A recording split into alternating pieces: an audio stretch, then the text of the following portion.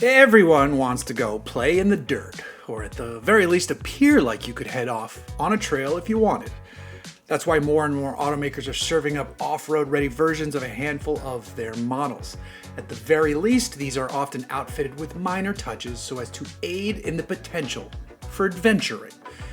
Toyota is the latest automaker to deliver such a machine with the arrival of the all-new BZ. There's also a separate version that wants mud splattered on its paintwork, the 2026 Toyota BZ Woodland.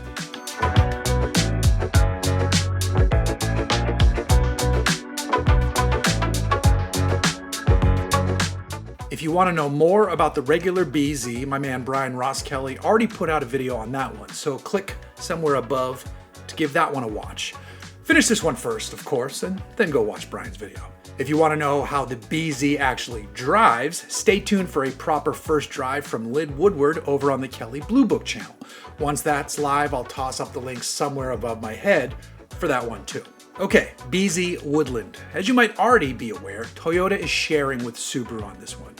This is also a trail seeker, so it gets some Subaru tech that helps this Woodland edition actually make some sense.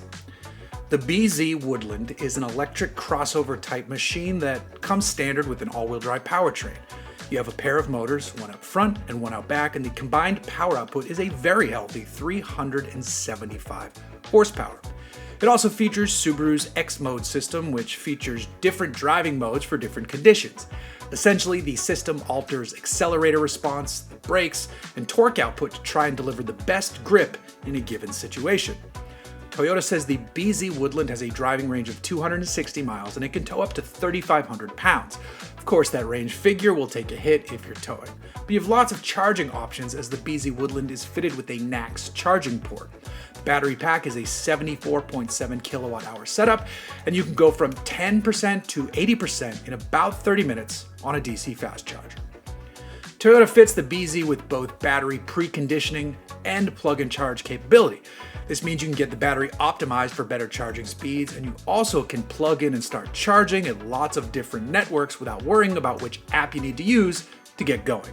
The onboard charger is an 11 kilowatt unit for when you're charging at home.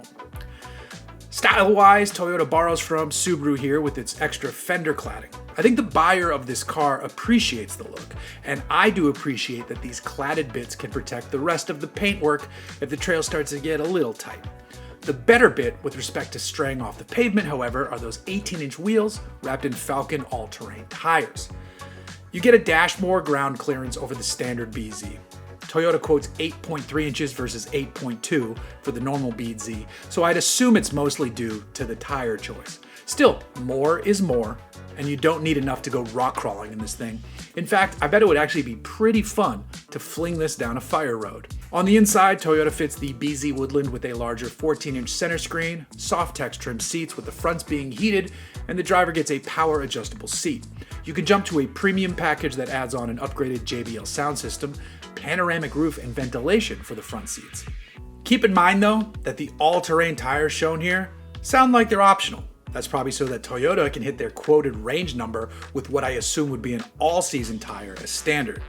That would mean swapping to the all-terrains would result in a range penalty, but it shouldn't be too terrible of one. And if you're getting this thing dirty at all, you'll want the confidence of the all-terrains. Not just for potential grip, but also for sidewall strength. Changing tires in the dirt or mud in the middle of nowhere is never fun. Ask me how I know. What I don't know though is what this thing will cost, as Toyota has yet to announce pricing. I suspect it will land in the mid to upper $40,000 range, however possibly even just touching 50 grand. But I do hope I'm erring on the higher side and that starting price arrives with a 4 and not a 5 in front of it.